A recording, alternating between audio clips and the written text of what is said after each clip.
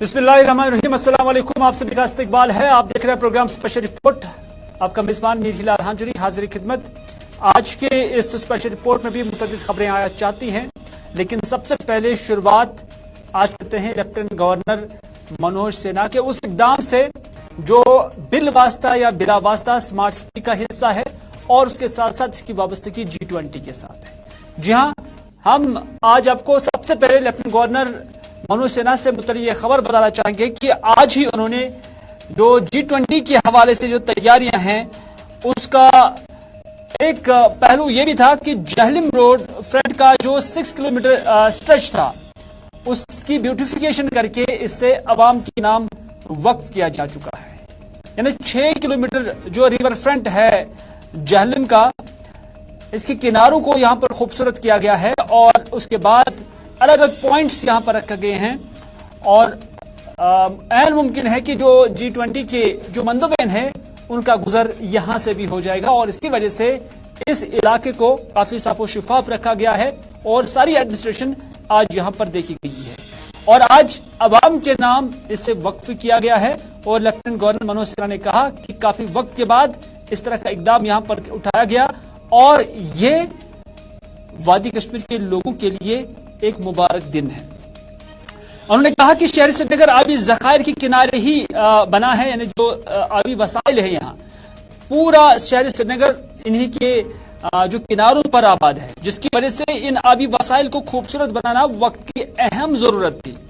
और उन्होंने कहा कि कश्मीर में आलमी तर्ज पर, यानी कश्मीर को आलमी तर्ज पर डेवलप किया जा रहा, यानी जो नेशनल और इंटरनेशनल लेवल पर जो खूबसूरती के तरीके हैं या जो इजादात हैं या जो मनाजरात है वो कश्मीर के अंदर अब लाए जा रहे हैं और इससे जो कुदरती खूबसूरती से मालामाल ये कश्मीर है उससे और चार चांद लग जाते हैं।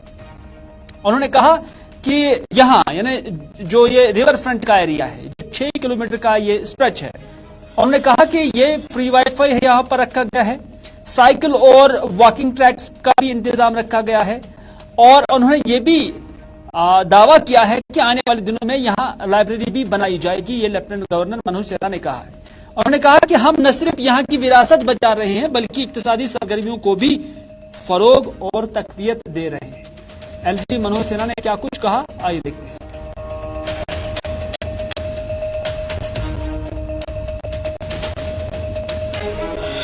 ये तो मैं श्रीनगर और कश्मीर के निवासियों को बधाई देना चाहता हूं कि आज झेलम रिवर फ्रंट बन करके तैयार हुआ है।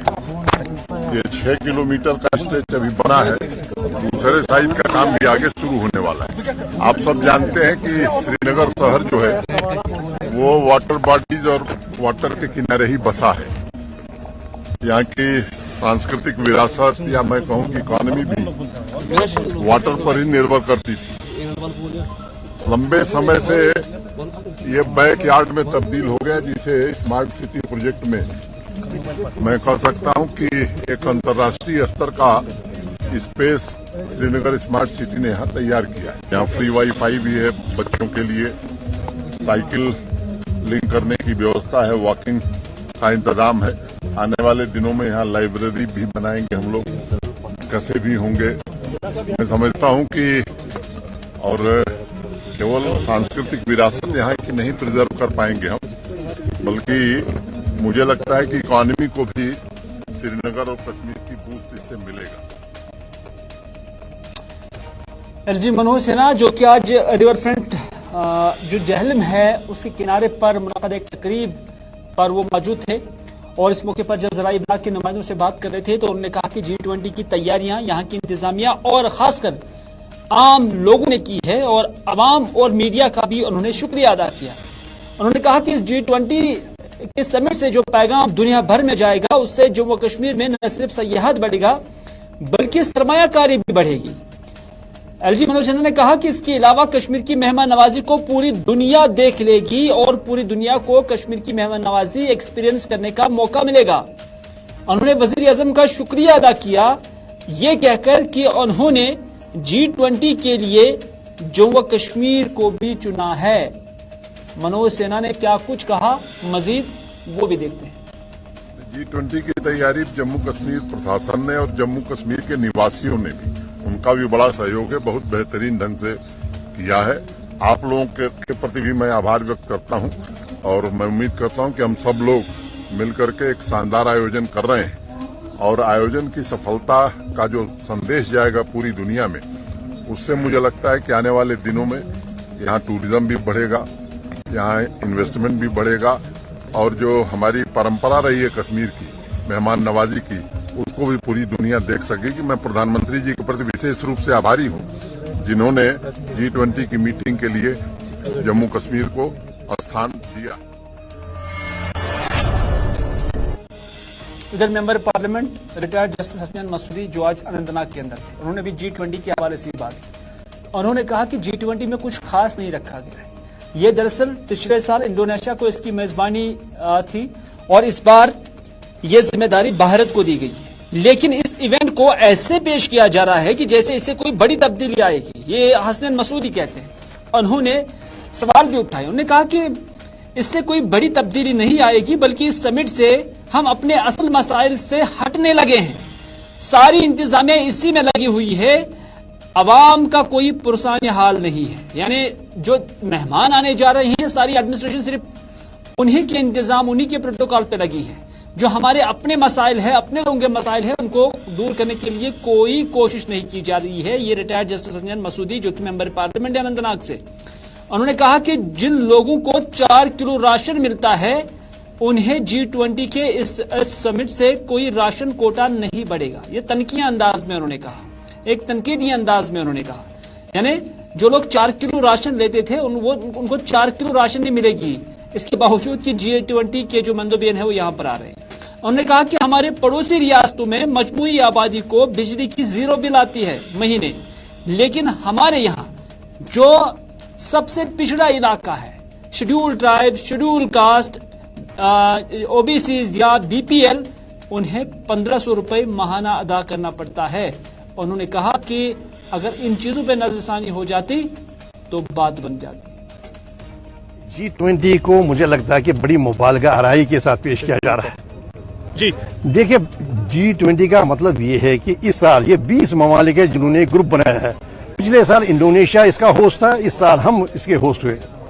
तो इसको कहना, ये कहना कि यार ऐसे पेश करना जैसे ये बहुत बड़ा एक इससे कोई एक यहाँ पर बहुत बड़ी तब्दीली होगी, वो तो मुझे लगता है कि वो मुबालगा आ रही है। बल्कि हुआ ये है कि हमारी जो असल मसाइल हैं, उन मसाइल से हम अब उनको नजरअंदाज करने लगे हैं। सारा एडमिनिस्ट्रेशन इसी में लगा हुआ है। अब देखिए, हम मुतफिकर हैं लोगों के लिए जिनको सिर्फ 4 किलो अनाज, 4 किलो चावल मिलता है राशन में। देखिए वो कैसे, G20 का मतलब उनका है कि उनका पूरा राशन हो। अब देखिए, हमारी 5 रियासतें हैं इर्द गिर्द जो हमारी है, तकरीबन 40% आबादी को दिल्ली में, पंजाब में, हिमाचल में, उत्तरांचल में वहां 0 बिल आती है बिजली की। और यहाँ क्या है, किया गया है, यहाँ ST को जो आखिरी पायदान पर है उनको, यहाँ SC को, यहाँ का BPL को, उनको 1500 के करीब बिल देनी पड़ती है। तो ये क्या, ये कैसा अंतर है, ये यहाँ के साथ ये क्यों ये अन्याय है। तो देखिए, G20 का मतलब ये सारे मसले हैं। हमारा हेल्थ केयर बिल्कुल कोलैप्स पर है, मैन पावर क्राइसिस है। अब देखिए, बटनूर तराल में है एक PHC लगा हुआ है, लेकिन मुकफ्फल है, कोई है ही नहीं डॉक्टर, कंसल्टेंट हमारी नहीं है, हमारा जो पैरामेडिकल स्टाफ नहीं है। और अब देखिए, जल्द नल से जल की बात है, सेफ ड्रिंकिंग वाटर की बात है। देखिए कितने, एक अभी आपने ही वो किया, रसूख साहब ने, आपने सबने वो कहा कि कैसे एक हेपेटाइटिस AB जो वहां पर हुआ फिसल में, और जबकि हमारा वहां पर बना हुआ है एक वाटर ट्रीटमेंट प्लांट, लेकिन मुकफ्फल है। किसी में ये कमिटमेंट नहीं है एडमिनिस्ट्रेशन में वो मसला रिजॉल्व करे। लेकिन यहाँ की जो आपकी जिम्मेदारी है, हर एक मनसब के साथ जिम्मेदारी होती है। 1.5 करोड़ लोगों को महरूम किया गया है अपनी जमहूरी हुकूक से पिछले 8 साल से। तो क्या जवाब है आपके पास? अगर आप विश्व गुरु हैं, अगर आप लीडर हैं, मदर ऑफ डेमोक्रेसी, तो 1.5 करोड़ लोगों को जमहूरी हुकूक से महरूम करने का कहां से बनता, कैसे ये आप कैसे रिकंसाइल करेंगे G20 के जो नारे उनके साथ इस जो जमीनी हकायक हैं इनको? कैमोफ्लेज जो हमारे फेलियर्स है वो कैमोफ्लेज करने के लिए G20 को इस्तेमाल नहीं किया जाना चाहिए। G20 को चलिए, हसनैन मसूदी न सिर्फ यहाँ के बुनियादी मसाइल को लेकर बात कर रहे थे, बल्कि जो डेमोक्रेटिक एक्सरसाइज, यानी बड़ी डेमोक्रेटिक एक्सरसाइज जिसे इलेक्शन कहते हैं, उसकी महरूमी से भी मुतल्लिक बात कर रहे थे और उन्होंने कहा कि फिर तवाज़ुन बरकरार नहीं रहता है जब आप ऐसे समिट्स में बैठ रहे हैं। यानी बिल्कुल तनकीद वो सरकार की कर रहे हैं कि आप दिखा तो बहुत कुछ रहे हैं लेकिन जमीनी स्तर पर कर कुछ भी नहीं रहे हैं। नाज़रीन, G20 एक बड़ा समिट है, इसमें कोई शक नहीं है, और जम्मू और कश्मीर एक शोरिश ज़दा इलाका है काफी वक्त से, जिसके पेश नजर यहाँ सिक्योरिटी इंतजामात का ज्यादा ही ख्याल रखना पड़ता है। झील डल के आसपास मैरीन कमांडोज की हालिया जो है मॉकड्रिल हुई है और उसके बाद अब सीआरपीएफ एहलकार जो है, खासतौर पर सीआरपीएफ के जो कमांडोज हैं, आला तरबियत याफ्ता कमांडोज, आज झील डल के अंदर यहां मॉकड्रिल करते हुए नजर आए। तो इस तरह से डल को पूरी तरह से सेंसिटाइज किया जा रहा है ताकि इस इवेंट के निस्बत या इस इवेंट के पेश नजर कोई नाखुशगवार वाक़ा पेश ना आए। G20 से कबल ये सारी तैयारियां की जा रही हैं और इन्हें अब हतमी शक्ल भी दी जा रही है। हमारे नुमाइंदे फैसल रियाज इस सारी सूरत हाल का खुद भी जायजा ले रहे थे और उन्होंने क्या कुछ देखा उन्हीं की जुबानी सुनते हैं।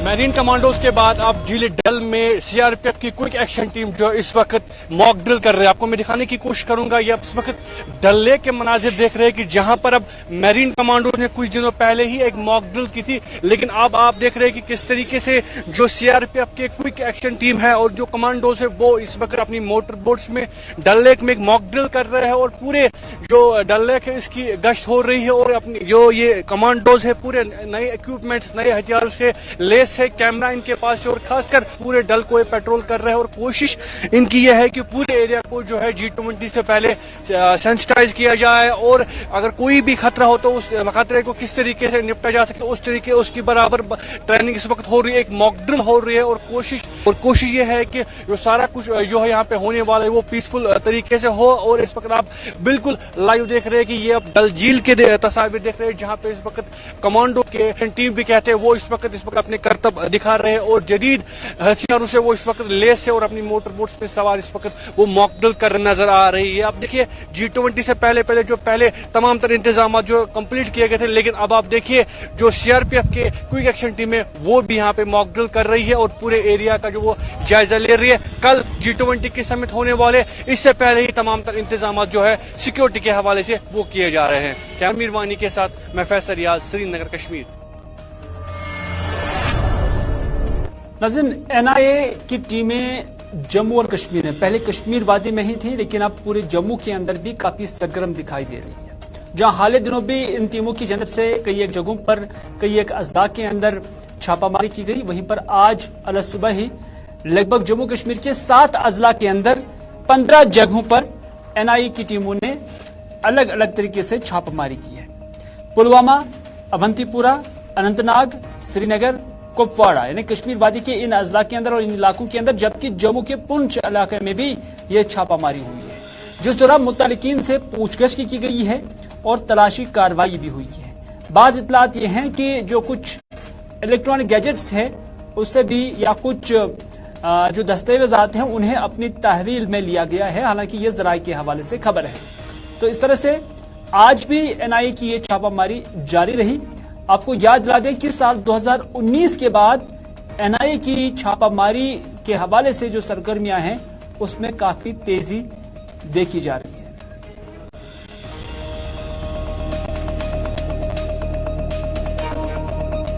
हंदवाड़ा के कई इलाकों में आज एनआईए की तरफ से रेड डाली गई है, जिसमें राजवारपुर में रेड डाली गई है।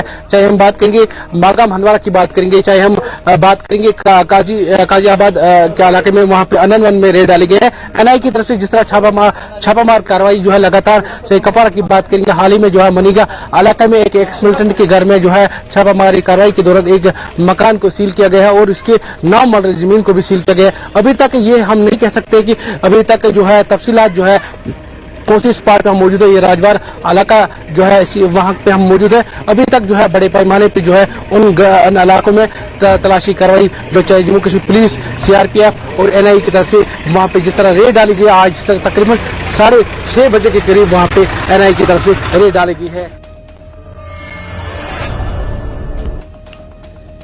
नाज़रीन, यूं तो बानिहाल से बारामूला तक रेल यहां पर चल रही है, लेकिन अब बारामूला से उड़ी तक इससे तोसी दी जा रही है। आपको याद ही होगा कि इसी साल मार्च के महीने में जब मरकजी वजीर रेलवे यहां पर आए हुए थे तो उस वक्त उन्होंने इस बात का ऐलान किया था कि बारामूला से इस रेल लाइन को तोसी देकर उड़ी तक चलाया जाएगा। और जब इससे उड़ी तक चलाने की बात हुई तो उसके बाद उड़ी के अवाम में काफी खुशी पाई जा रही है, क्योंकि उड़ी के लोगों का कहना है कि इस इकदाम से या इस कदम से न सिर्फ उनका सफर कम वक्त में तय हो जाएगा या आसान हो जाएगा, बल्कि मकामी आबादी के लिए जो रोजगार के वसाइल हैं वो भी पैदा हो सकते हैं। इस हवाले से मकामी लोगों ने क्या कुछ कहा और उसके साथ साथ हमारे नुमाइंदे इरशाद भट्ट ने जो आलोक कुमार सिंह स्टेशन मास्टर है उसके साथ बात की है, दोनों हिस्से आप तक पहुंचाएंगे। उड़ी का शहरी होने के नाते उड़ी की तमाम आवाम की तरफ से, अपनी तरफ से प्राइम मिनिस्टर जी का, होम मिनिस्टर जी का और लेफ्टिनेंट गवर्नर साहब का और रेलवे मंत्री जी का तहे दिल से उड़ी की पूरी आवाम की तरफ से तहे दिल से शुक्रगुजार हैं कि उन्होंने हमें बारामूला से उड़ी तक जो रेलवे लाइन की मंजूरी दी। इसका हमें बहुत फायदा है, इसमें ट्रेडर्स को फायदा है, एम्प्लॉयड को फायदा है। कम समय में और कम किराए में हम ओवरऑल इंडिया अपने मुल्क में हर जगह हर कोने पे जा सकते हैं। इसके लिए हम अपने जितने भी हम एक बार फिर अपने पीएम साहब का, होम मिनिस्टर जी का, लेफ्टिनेंट गवर्नर साहब का और रेलवे मंत्री जी के तहे दिल से शुक्रगुजार हैं कि उन्होंने हमें बारामूला से उड़ी तक जो रेलवे लाइन की मंजूरी दी सरहदी कस्बा उड़ी के लिए। तो इसमें हमें समय भी कम लगेगा, किराया कम लगेगा और जो एम्प्लॉयड हमारे जिस डिस्ट्रिक्ट में ड्यूटी है वो आराम से आना जाना उनका सफर अच्छा रहेगा।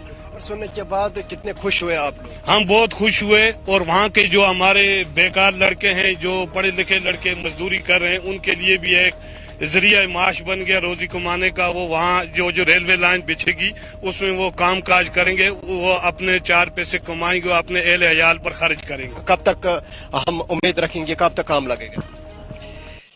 माननीय रेल मंत्री जी 25 मार्च को बारामूला स्टेशन का दौरा किए और उन्होंने पब्लिक के डिमांड पे घोषणा की है कि बारामूला टू उरी 50 किलोमीटर का रेलवे लाइन बिछाई जाएगी और इस पे यातायात का साधन उपलब्ध कराया जाएगा। और उन्होंने दिल्ली पहुंच के सर्वे के लिए टेंडर निकाल चुके हैं।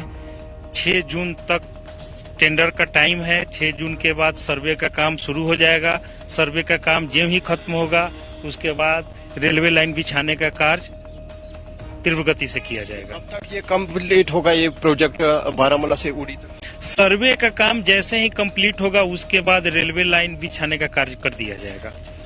सर्वे के बाद ही रेलवे लाइन बिछेगी, जब तक ले सर्वे नहीं होगा तब तक संभव नहीं है। सर्वे का काम जैसे होगा उसके बाद रेलवे अपने तरफ से कोशिश करेगी कि जल्द से जल्द कार्य को समाप्त करके ट्रेन सुविधा उपलब्ध कराया जाए। जम्मू कश्मीर के इतिहास में एक और नया पन्ना जुड़ जाएगा। जो भी व्यापारी अखरोट का, एप्पल का, नाशपाती का यहाँ से व्यापार करते थे और दूसरे स्टेट से, उनको किराए में बहुत सारा बचत हो जाएगा। 1/3 बचत हो जाएगी, समय का भी बचत हो जाएगा। 12 से 15 घंटा में वो माल यहाँ से दिल्ली के मंडी तक भेज। नाज़रीन, कहते हैं एक मारूफ साइंटिस्ट जिसे अल्बर्ट आइंस्टाइन कहते हैं, और माना जाता है कि अल्बर्ट आइंस्टाइन का यह कॉल है कि अगर इस धरती से, इस सरजमीन से या इस जमीन से शहद की मक्खी खत्म हो जाती है तो उससे इंसानियत के वजूद पर भी असर पड़ता है, यानी इंसानियत को भी खतरा लायक है। ये हम इसलिए कह रहे हैं क्योंकि आज आलमी स्तर पर शहद की मक्खी का दिन मनाया जा रहा है और इस निस्बत से आज चाडूरा के अंदर एक तकरीब का भी एहतमाम किया गया था जिसमें शहद की मक्खी के अहमियत पर रोशनी डाली गई है। इस मौके पर कहा गया कि ज़री सेक्टर में शहद की मक्खी का एक अहम रोल है और यह भी कहा गया कि खुसूसन बागबानी शोबे में शहद की मक्खी क्रॉस पॉलिनेशन के लिए भी अहम रोल के बतौर जानी जाती है। तो इस तरह से आज यहां पर इस प्रोग्राम के अंदर शहद की मक्खी की अहमियत और इफादियत पर रोशनी भी डाली गई। 20 मई है اور آج ورلڈ بی ڈے منایا جا رہا ہے، پوری دنیا میں منایا جا رہا ہے.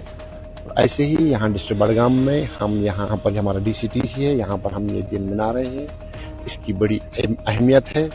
تو اس 20 مئی کی تھیم جو ہے وہ یہ ہے کہ جو ہماری ہنی بیز ہیں اس وقت یہ ان کا سروائیول پر اثر پڑا ہے، یہ ختم ہو رہی ہے.